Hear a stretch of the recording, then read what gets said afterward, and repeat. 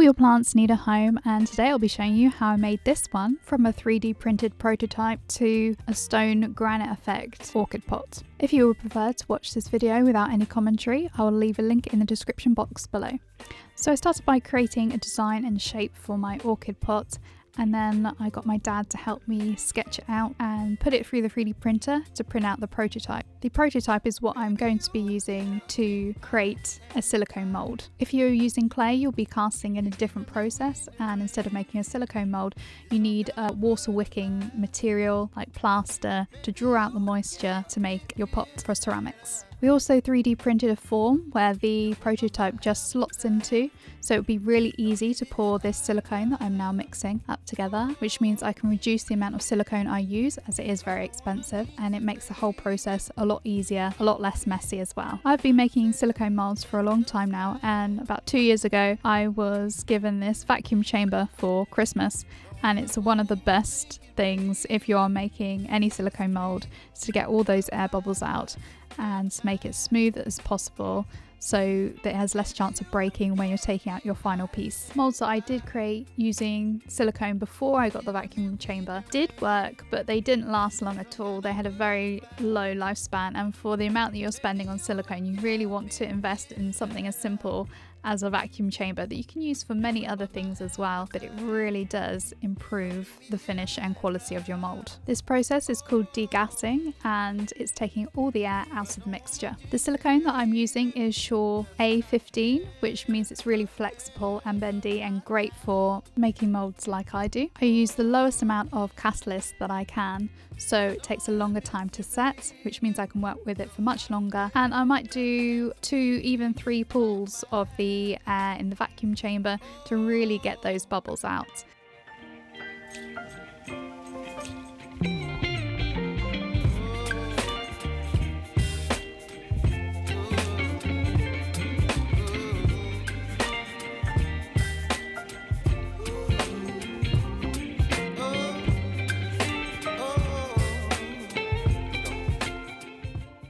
What you can see me doing right now is that I'm pouring the silicone into the form from quite a high level, which just makes sure that if there are any bubbles left in there, that they will break up as they're falling down into the form.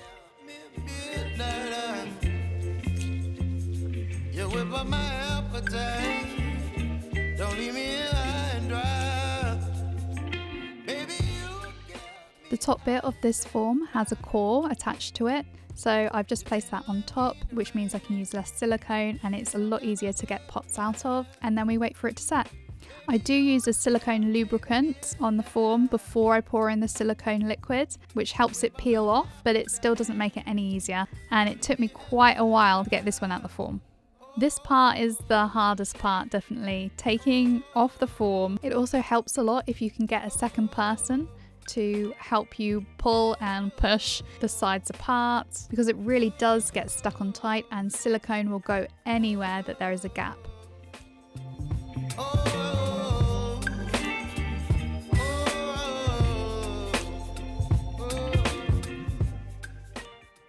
As this is a 3D printed form, there is some texture on the surface, which increases the adhesion of the silicone to it, so it makes it even more difficult to get off. So if you are planning to do this, you might want to sand it down even more to really smooth finish before pouring in your silicone.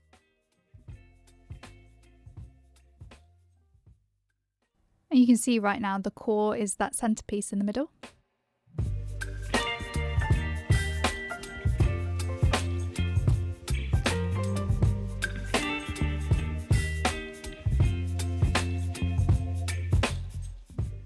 This is after I've taken it out and I've removed the pot prototype.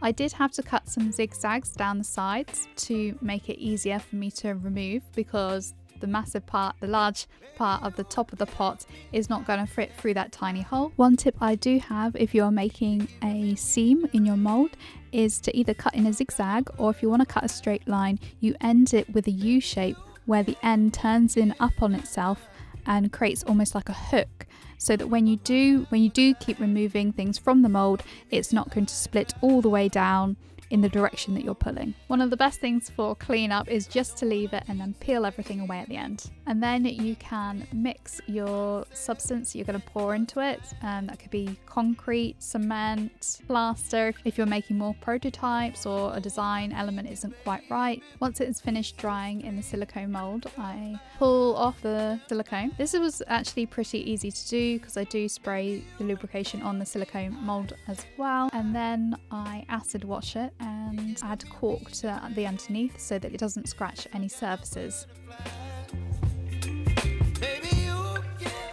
There are a few air bubbles in this piece. There will probably always be because of the shape. It doesn't really allow the air to come out of it much, but I do use a vibrating table which dramatically reduces the amount of air bubbles in the mixture.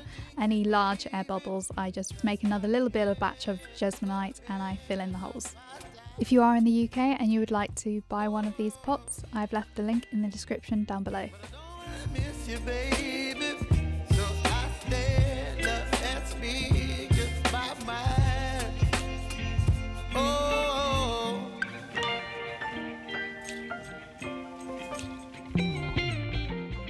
And then I spray it using a penetrating sealer. I spray it multiple times, making sure that each layer is tacky before applying the next layer. I find spraying it a lot easier and a lot less wasteful because a lot of the sealer is absorbed by the brush or a sponge if you're using a sponge, and it's very expensive as well, so I want to use as much as I can.